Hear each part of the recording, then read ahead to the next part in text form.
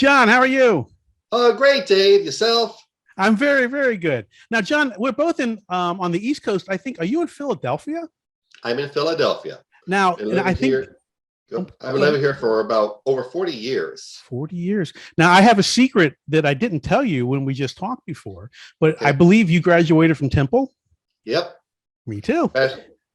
Bachelor of Arts, May of '84.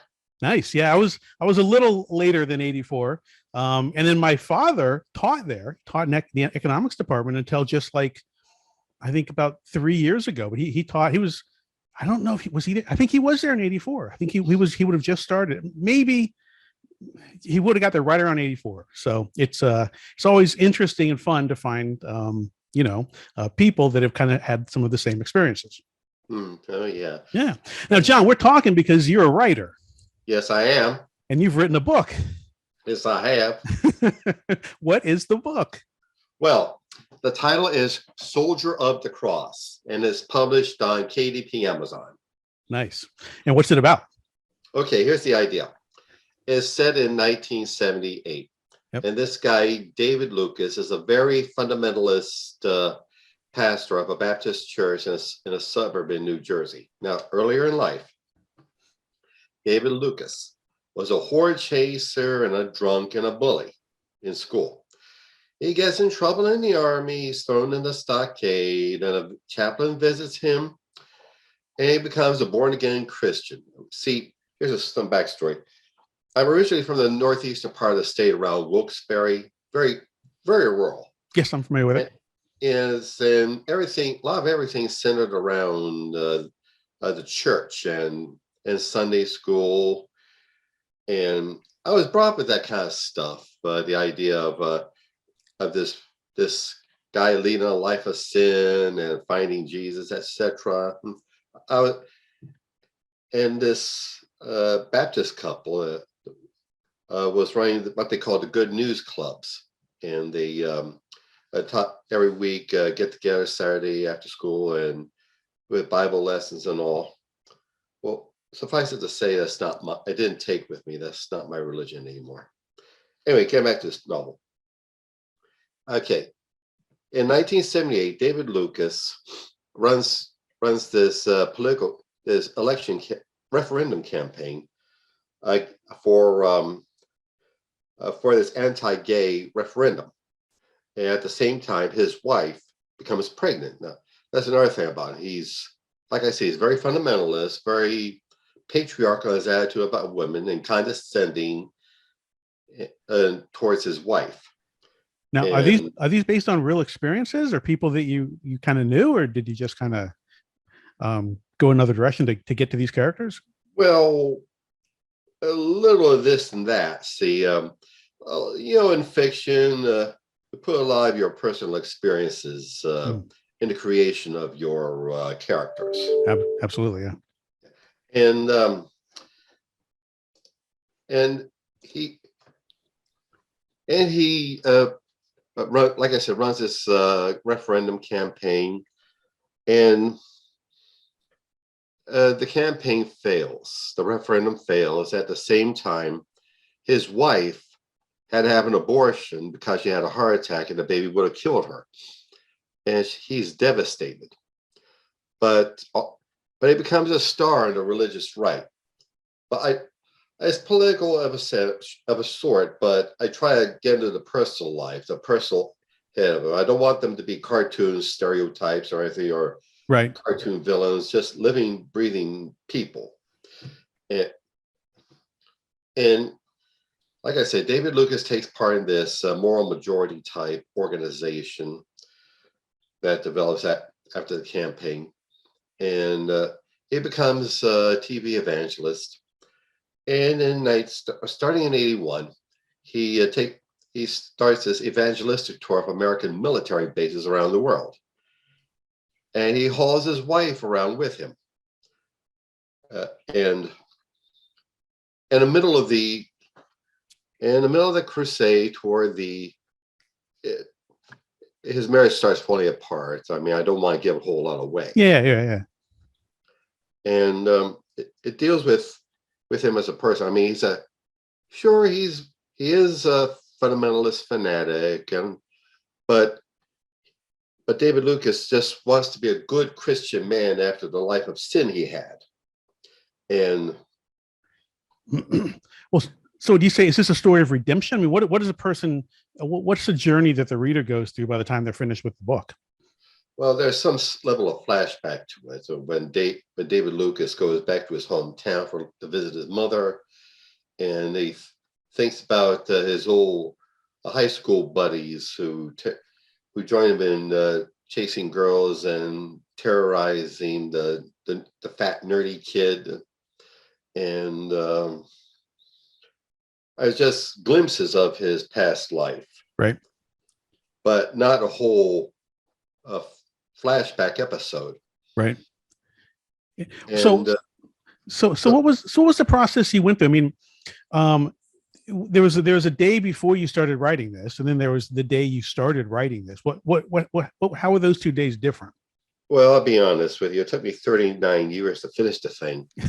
That's a long time. Oh yeah, I mean, it was an OJT kind of thing. Just put I mean, that's writing skills. I mean, writing practice. Mostly is just just say, Mr. Pen, meet Miss Paper, and start writing. I mean, just writing itself. The writing teacher Natalie Goldberg has this piece of advice that just free writing, just break out the pad and pen and start writing. That's all you gotta do, and ideas will start popping up. And that's pretty much how I worked. I mean, I just edited and typed it up and edited, added on, took out.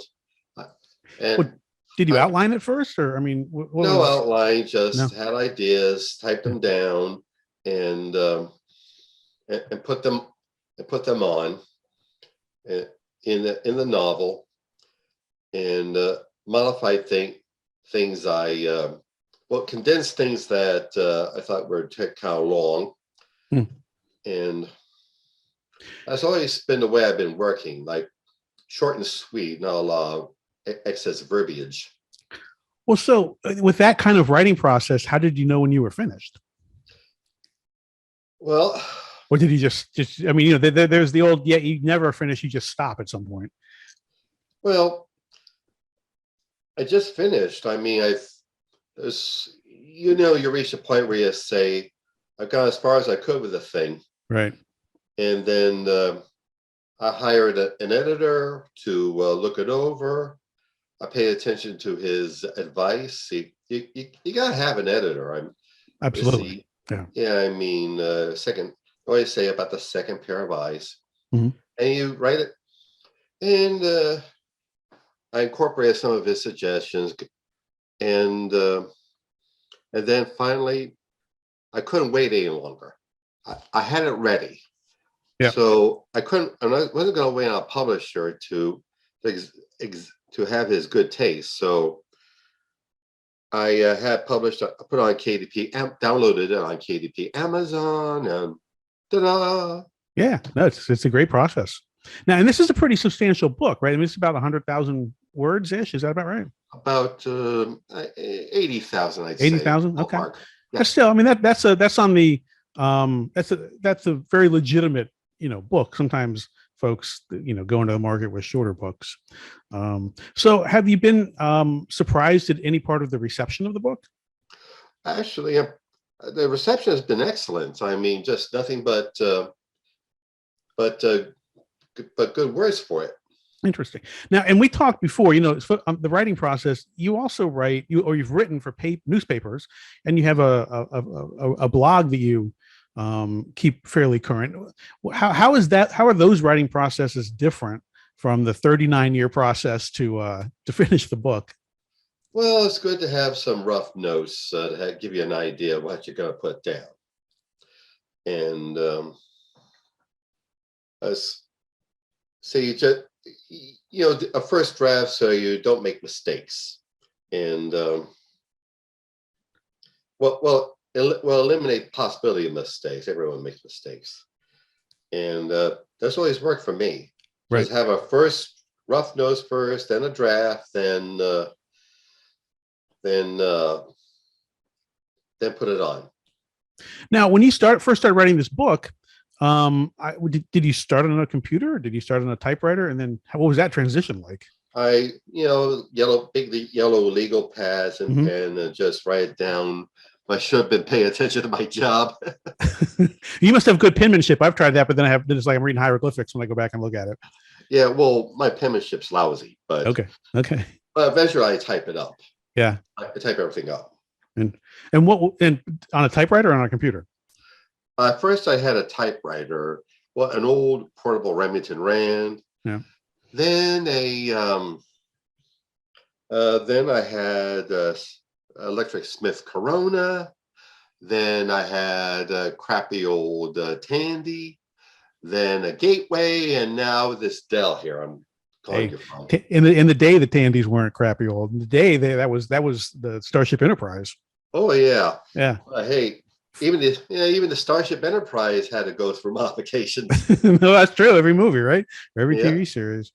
And that's interesting. So when you would retype it, was that part of your editing process too? You would pick a section and rework it as you typed it, or would you just type it out, or what? Well, if ever I thought that it needed improvement or tightening up, or too many words, too much stuff on, I would just cut it out. I mean, like when I started the original 100,000 or so words, there's so much good stuff that I had in it that unfortunately I had to cut out, because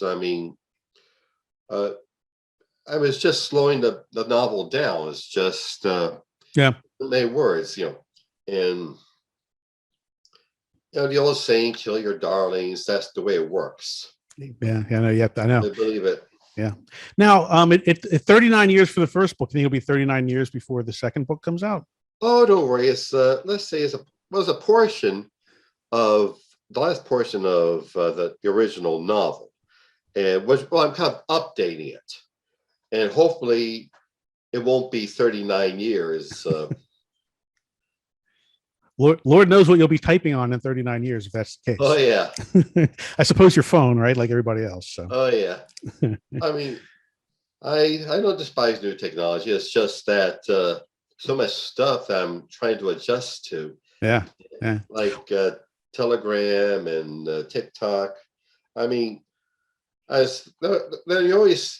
you come to a point where enough's enough. Yeah, look, I'm old. I can't take the interruptions. My brain doesn't work that way. I can't be constantly interrupted. But that's just me. I'm old. People love it. So and with me, I can't stay for very long on the computer because my mind gets kind of spastic and flies all over the place. I need to step away. I understand it's a common problem that neurologists find that this prolonged time on a computer can be very psychologically upsetting. You heard something like that? Interesting. No, I don't know. I'm on the computer a lot, but my personality is so weird. It might not be able for people to tell if I start to go kind of bonky. So what advice might you have for someone? And you took the long game. I mean, 39 years, that is seriously the long game, but you stuck to it and you did it. And that takes a lot of focus and a lot of fortitude. What advice would you have maybe for someone who has started writing a book, but then it kind of faded away, or life came along and they started doing other things? Anything motivational or anything insightful? Just don't give up. And if you find yourself that you kind of got off track, it's not too late to get back on track. I mean, it's happened to me a lot. And it's not too late to start over. Yep. Okay. I think that's good advice. All right, John, well, it's been a pleasure talking to you. Great talking to you too, Dave. You've made me miss some of the things I like about Philadelphia, knowing that you're there, and I'm in Florida. Florida's not bad. So don't, we've got a lot of nice things down here too. But I hope things go really well for you. And in 39 years, or maybe a little bit less, we can catch up and talk about your next book. Okay, cool. Thanks, Dave. Thanks. Wish you all the best, you and the gang. Thank you, John. Thank you. Bye. Thank you for watching.